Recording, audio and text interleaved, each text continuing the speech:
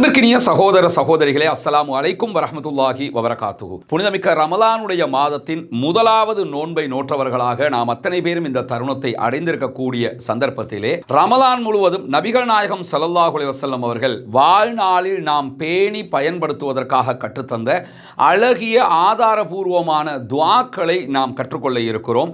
இந்த துஆக்களை மனனமிட்டுக் கொள்ளுங்கள். நம்முடைய வாழ்நாள் முழுவதும் இதை பயன்படுத்துகிற போது ஒவ்வொரு சந்தர்ப்பத்திலும் அல்லாஹ்விடமிருந்து ஏகப்பட்ட நன்மைகளை பெற்றுக்கொண்டு நாளை மறுமையிலே நாம் சொர்க்கத்தில் நுழைய முடியும் என்கிற முதலாவது உபதேசத்தோடு, அஸ்தக்ஃபிருல்லாஹ வ அதூபு இலைஹி, நான் அல்லாஹ்விடம் பாவ மன்னிப்பு கோரி அவன் பக்கமே திரும்புகிறேன் என்கிற இந்த ஒரு சிறிய பிரார்த்தனையை அல்லாஹ்வுடைய தூதர் ஸல்லல்லாஹு அலைஹி வஸல்லம் அவர்கள் ஒரு நாளைக்கு 70 தடவைகள் சொல்லுவார்கள் என்று ரசூலுல்லாஹ்வே சொல்லக்கூடிய செய்தியை அபூ ஹுரைரா ரலியல்லாஹு அன்ஹு அவர்கள் அறிவிக்கிறார்கள். சஹீஹுல் புகாரியிலே இந்த நபிமொழி இடம்பெற்றிருக்கிறது.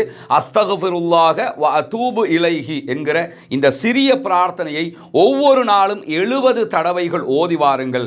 நம்முடைய வாழ்க்கையிலே இம்மையிலும் மறுமையிலும் ஈடேற்றம் பெற முடியும்.